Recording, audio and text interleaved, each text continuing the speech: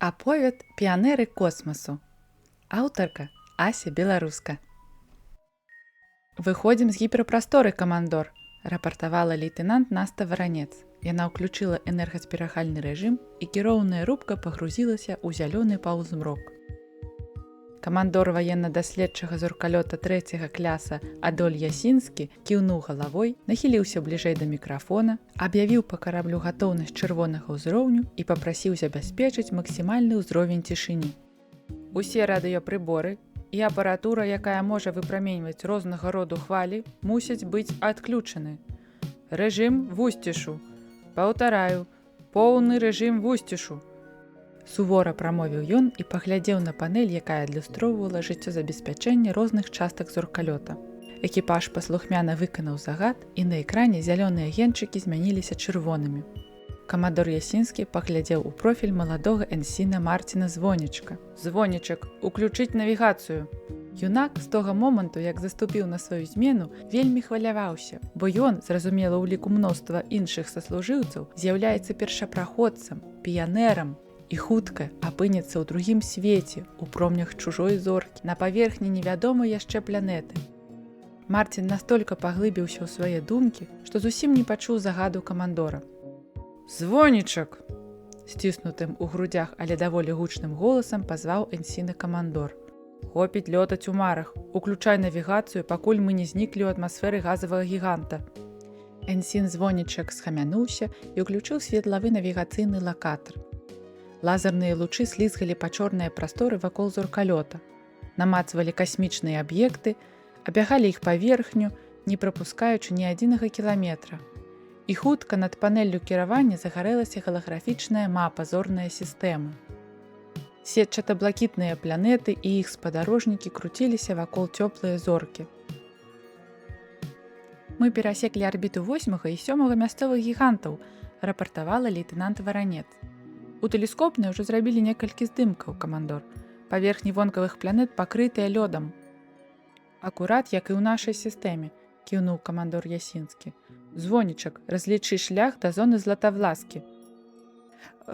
«Трэцяя і чацвёртая планеты зараз знаходзяцца на другім баку зоркі, камандор». Юнак дрыжаў, запінаўся і ружавеў. Адоль Ясінскі пытальна паглядзеў на энсіна.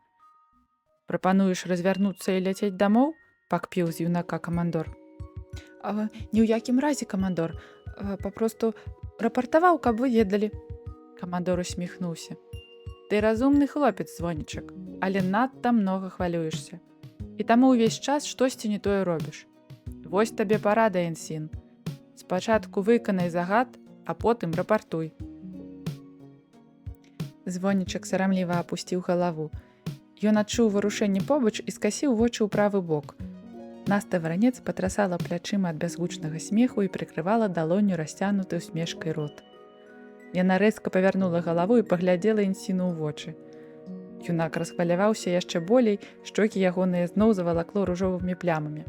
Наста усміхнулася яшчэ шырэй і падміргнула хлапчуку. Няўклюдны, нервовы і, на яе думку, занадта малады для такой важнай місіі. Але ж камандаванне абрала Звонічка. Таму Наста глядзела на яго як на малодшага брата, якому патрэбен час, каб паказаць усім свае неардынарныя здольнасці. «У рубцы мусіць быць цішыня», – ціха прагучаў суровы голас камандора, які звяртаўся да Насты.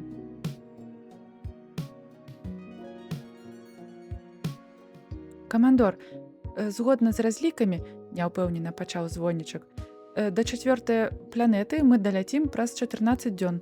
Маршрут пройдзе побач з арбітай 5-га звышгіганта. Наблізімся да яго на адлегласць у 540 кіламетраў. Потым скарыстаем хуткасць яго вярчэння і такім чынам скароцім шлях на 10 гадзін. А калі даляцім да арбіты 3-й планеты?» – спытаў Ясінскі і паглядзеў на юнака з нястрымнай цікаўнасцю ў вачах. Энсін Звонічак узняў вочы да столі і некалькі секунд, не міргаючы, глядзеў кудысьці. «Нам спатрэбіцца 16 дзён, 22 гадзіны і 57 хвілін», – адказаў ён. Наста зацікаўлена сачыла за сарамлівым тварам матэматычнага генія. «Вось чаму яго накіравалі ў нашу каманду», – усміхнуўся камандор. «Суперхлопчык энсін Звонічак», – засмяяўся Ясінскі. Добра, паляцелі па тваім маршруце, звонічак. Праз 14 дзён зуркалёт перайшоў на крэйсерскую хуткасць і павольна і бязгучна наблізіўся да 4-й планеты. Яна выглядае пустой, камандор, заўважыла лейтэнант Варанец і вывела на агульны экран здымкі з тэлескопаў. Нават змерзлай вады няма, удумліва прамовіў Адоль Ясінскі. Звонічак, наколькі верагодна, што ў мінулым тут магло быць жыццё? Энсін памысліў крыху. У мяне не хапае даных для больш дакладнага разліку, камандор, але на першы погляд планета адносіцца да бясплодных пустэльнікаў. Адказаў хлопец, шчокі яго ўсё яшчэ заліваліся румянцам, але голас у зносінах з камандорам гучаў больш упэўнена. Дарма што ў зоне златавласкі, уздыхнуў Ясінскі і задумліва пакруціў вусы. Камандор, аднак на паверхні ёсць варушэнне, заўважыла Наста. Тэлескопнікі даслалі відэазапіс. На агульным экране ўзнік пустынны шэра-жоўты далягляд. Бляклыя прамяні зоркі ледзь даходзілі да паверхні. Каменні ды валуны кідалі доўгія цені ў даліне, скрозь якую павольна рушыў апарат. Ён цалкам на дыстанцыйным кіраванні, сказала лейтэнант Варанец.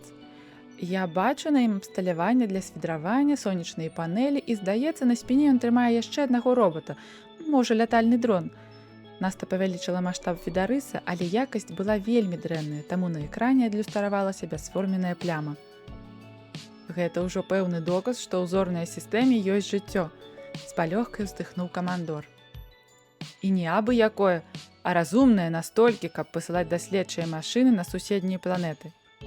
Мясцовыя жыхары робяць першыя крокі ў пазнанні космасу, як гэта калісьці рабілі і мы. Энсін, пракладзі маршрут да наступнай планеты. Мяркую, там мы пабачым тое, дзеля чаго ляцелі так далёка ад свайго дома. 70 гадзін шляху прывялі зоркалёт на арбіту блакітнай планеты. Яна сустрэла касманаўтам мяккім зяннем сваёй атмасферы і гучным электронным шумам. Лейтэнант Варанец усміхнулася і скінула з галавы навушнікі. «Радыёхвалі!» – казала яна. «Я фіксую высокую актыўнасць на паверхні планеты ў верхнім слоі атмасферы і нават звонку планеты. Мяркую, гэта штучныя спадарожнікі для камунікацыі і назірання». Камандор праглядаў здымкі, якія даслалі працаўнікі тэлескопнай. Зялёныя лясы, шэрыя жылы магістральных дарог, буйныя гарады. Планета была населеная сапраўднай цывілізацыяй. Няўжо напрыканцы ягоныя службы, пасля амаль 40 гадоў касмічных пошукаў ён, камандор ваенна-даследчага зоркалёта 3-го кляса Адоль Ясінскі, нарэшце ўбачыць разумных іншаземцаў. Хваляванне прабегла па вантробах камандора, ён сціснуў кулакі і суворым голасам звярнуўся да звонічка. «Энсін, разлічы магчымасць таго, што ў галактыцы існуе дзве падобныя адна на адну планеты». Марцін звонічак прыняўся лічыць. Заплюшчыўшы вочы, ён бязгучна варушыў вуснамі, а ўказальны палец яго дрыжаў у паветры, нібы датыкаўся да нябачнага аркуша паперы.